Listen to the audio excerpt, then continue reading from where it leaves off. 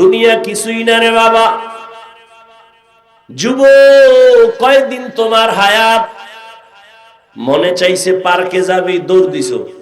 যে বাধা দিছে তারে মনে করছো সে তোর জীবনের দুশ্মন, ঠিক নি? মনে চাইছে তুই মাইয়াদের নাচ গান দেখবি, দৌড় দিছো। কেউ বাধা দিছে, মনে করেছো দুশ্মন। মনে চাইছে নামাজ পড়বি না, পড়ো নাই।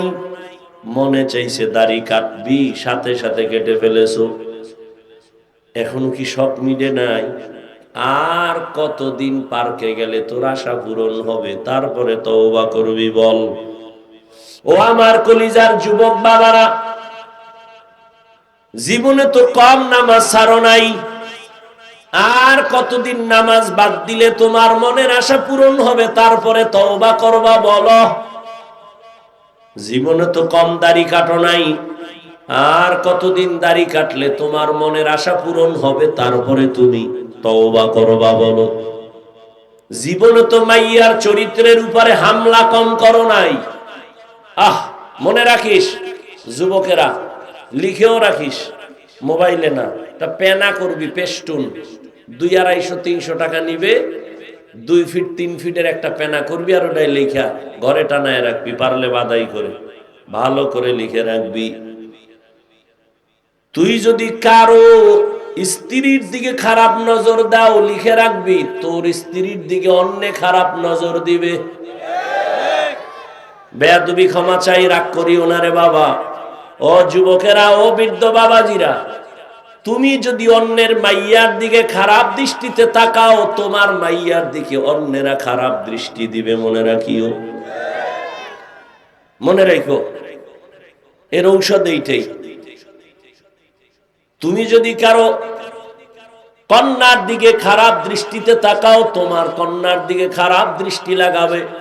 তুমি যদি কারো চরিত্র নষ্ট করো, তোমার আন্ডারে যারা আছে এদের চরিত্র আর একজন নষ্ট করে ফেলবে। তোমার অজান্তেই হয়ে যাবে। অনুরোধ করে বলছি, এখনো তওবা করে নেও। জীবনে তো কম নামাজ ছাড়লা না, আরো কি শখ আছে ছাড়ার? এখন একটু ফিরে যাও।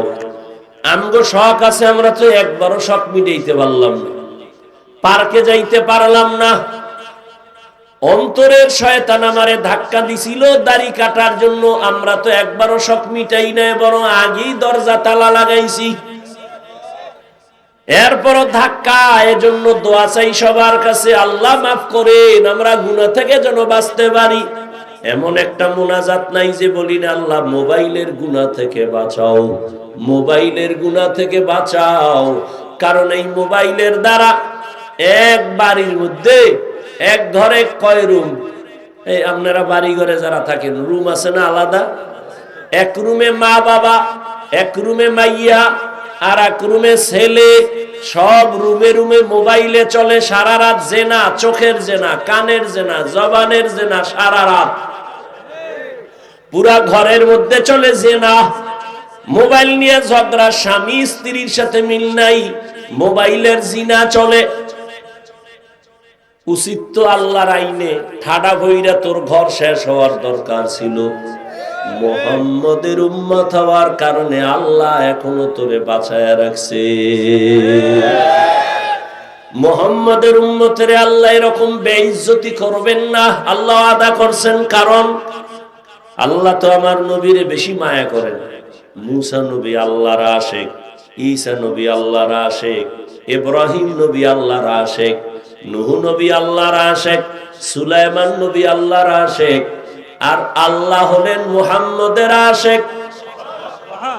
ব্যবধান আছে না নাই? ইমামুল আউয়ালিন আল আখিরিন বাহরে সাদকা রাহমাতাল লিল আলামিন সাইয়্যিদুল কাউনাইন খাতমুল মুরসালিন আখির আমদ বুদে ফখরুল আউয়ালিন। আর কয়দিন দাড়ি কাটলে তোমার আশা মিটবে? তারপরে তওবা করবা।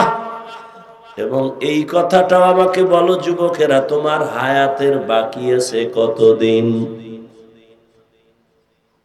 20 বছর। শুনে রাখ, চোখের সামনে দেখলাম শুধু ইদানিং কালে যুবক যুবক সুস্থ এবং যুবকের লাশ। অসুস্থরা কম মরে ইদানিং কালে। ডাক্তার বলছে অসুস্থ রোগীর কোনো চিকিৎসা নাই, যা মনে চায় খাওয়াও। সেই অসুস্থ রোগীটা লাঠি হাতে নিয়ে কোনো হাতে সুস্থ, তার সামনে মানুষটা মরে গেছে চোখের সামনে। করোনার ভিতরে নজর কর, যুবকের লাশ, যুবকের লাশ, যুবকের লাশ। ছাত্র জনতার বৈষম্য বিরোধী আন্দোলনে যুবকের লাশ আর লাশ। ডেঙ্গুর ভেতরে যুবকের লাশ, পানির নিচে যুবকের লাশ, গাড়ির নিচে যুবকের লাশ, ঘুমের বিছানায় যুবকের লাশ। কয়দিন আর বাঁচবি রে যুবক? আর তোদের জন্য তো এখন নতুন মরণ একটা ফাঁদ বাইর হইছে। নতুন মরণ ফাঁদের নাম বাইক। কি কয় তোমাকে এলাকায়? কি কয়? Motor cycle, Honda. এটা হলো নতুন এক মরণ ফাঁদের নাম। এখানে উঠলেই তো শরীরে শুধু আগুন জ্বলে, আর পেছনে যদি কোনো বিপরীত পার্স থাকে তো আরো আগুন। 10টার সময় ঘুম থেকে উঠা আম্মু একটু চরপেশনে যাব। কেন? আমার এক বন্ধুর সাথে মোলাকাত। কত সময় লাগবে? মা 1 ঘন্টার মধ্যে চলে আসবো। বাইকে উঠে একটা দৌড় মারছে। কি এর শীত মিট গরম হয়ে গেছে শরীর, চাদর মেদুর ফালায় দিয়ে এমন টান মারছে। 1 ঘন্টা 2 ঘন্টা পরে মা কয় এখনো আয় না কেন? মায়ের অন্তরে বাড়ি মারছে। টেলিফোন করলো, ছেলের মোবাইল কেউ ধরে না, রিসিভ হয় না, রিং হয়। দীর্ঘ টাইম পরে কে যেন রিসিভ করে, কয় কে তুমি? বলে মোবাইলওয়ালার মা। কয় মোবাইলওয়ালার বাবা আসেনি? কয় আছে, দাও। দৌড়ে কয় দেখো তোমার ছেলের মোবাইলটা কে জানি রিসিভ করো, ধরো। ধৈরেই কয় কে তুমি? বলে আমি মোবাইলওয়ালার বাবা। বাড়ি কই? বলে জনতা বাজারের একটু পাশে। কয় তাড়াতাড়ি দৌড়াও, ছেলের লাশটা নিয়ে যাও। গাড়ির সাথে ধাক্কা লাইগা বাইক এক জায়গায়, তোমার লাশ রাস্তার পাশে আর এক জায়গায় রক্তক্ষরণ হচ্ছে, দ্রুত আসো। এরম হয় না? কম না বেশি? আরো সালা। নিমক হারাম কি আর গায়ে লেখা থাকে? আরো আকাম কর। আল্লাহ হেদায়েত দান করুন। ও যুবক বাবারা, এবারে হিসাব শেষের দিকে মিলাও। তোমারে আল্লাহ বিবেক দিয়েছেন, বলো তোমার বিবেক দিয়ে হিসাব মিলাও নগদ। তোমার চোখের সামনে আমরা যারা টুপি পরলাম, নামাজ পড়ি, পর্দা করি, হালাল খাই, বলো আমরা কত নিচে। আর তোমরা যারা স্বাধীনতা পাওয়ার আশায়, স্বাধীনভাবে চলার আশায়, দাড়ি নাই, টুপি নাই, নামাজ নাই, পর্দা নাই, বলো তোমরা আমাদের থেকে কত উপরে। কত উপরে আছো সম্মানে, শান্তিতে? আল্লাহর জাতের কসম, যারা আখিরাতকে লাথি মেরে শুধু দুনিয়া দুনিয়া দুনিয়া দুনিয়া দুনিয়ার পিছনে ঘোরে, 2 জিনিস পাওয়ার জন্য। কয় জিনিস? একটা চায় সম্মান, কি চায়? আর একটা চায় শান্তি। আল্লাহর কসম একবার, আল্লাহর কসম 2 বার, আল্লাহর কসম 3 বার, ওয়াল্লাহি বিল্লাহি তাল্লাহি, দুনিয়া দুনিয়া যারা করে এরা সম্মানেও নাই, শান্তিতেও নাই। 10 তলা বিল্ডিং উঠছে, লাভ কি? যদি বিল্ডিং থেকে জঙ্গলে ঘুমান লাগে, আছে কোনো লাভ? কোটি কোটি টাকা ব্যাংকে রেখে লাভ কি যদি নিজের পরিবারেরা খাইতে না পারে?